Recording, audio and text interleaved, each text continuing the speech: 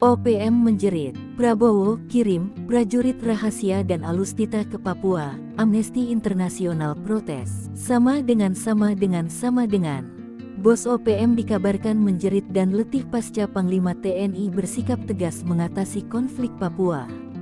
Sebab, ratusan prajurit rahasia dan Alustita dikirim ke Papua. Para pakar dan Wapres Yusuf Kala memberikan saran kepada Presiden terpilih Prabowo Subianto soal penanganan Papua, dan mengeritik pergantian KKB menjadi OPM. Kritikan diutarakan Direktur Amnesty International Indonesia Usman Hamid, bahwa perubahan OPM itu hanya di lingkungan TNI bersifat rahasia, karena bersumber dari surat telegram Panglima TNI. Karena itu pemerintah perlu memberikan penjelasan.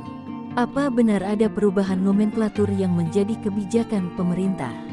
Jika hanya di lingkungan TNI, lalu kebijakan pemerintah apa? Kata Usman dilansir dari Kompas.com, Senin, tanggal 29 April tahun 2024. Belum ada tanggapan dari Prabowo ataupun Panglima TNI Jenderal Agus Subianto.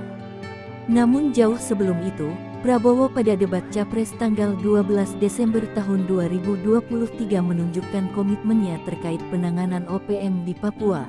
Kepada Capres 01 Anies Baswedan dan Capres 03 Ganjar Pranowo, Prabowo akan melakukan 4 langkah penting yakni, melakukan dialog dan asas keadilan, penegakan hukum, memperkuat aparat keamanan, mempercepat proses pembangun ekonomi. Sebab Prabowo mengatakan, ada kekuatan tertentu dan pihak luar yang ingin Indonesia disintegrasi dan pecah. Maka, isu HAM menjadi perhatiannya, sebab OPM mulai menyasar warga sipil, perempuan, orang tua, anak kecil diteror. Maka tak heran, dilansir dari Kompas.com Sabtu, tanggal 27 April tahun 2024, Prabowo mengirim 400 prajurit rahasia dan akan mengirim alusita canggih sejak akhir 2023 lalu. Melihat hal ini, jubir OPM Sebi Sambom pun panik dan menjerit.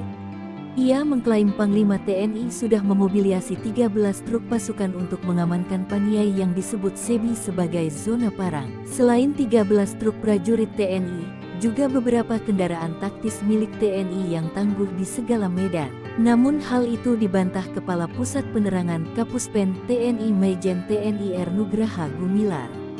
Menurutnya bukan zona perang, tetapi penindakan terhadap pelaku yang bertanggung jawab atas gugurnya dan Ramil Aradide. Terkait alutsista, Prabowo saat pidato di acara konsolidasi relawan di Lampung, Kamis tanggal 11 Januari tahun 2024 lalu menyatakan, dia merupakan prajurit perang dan tahu alutsista canggih merupakan hal utama dalam menjaga kewibawaan NKRI.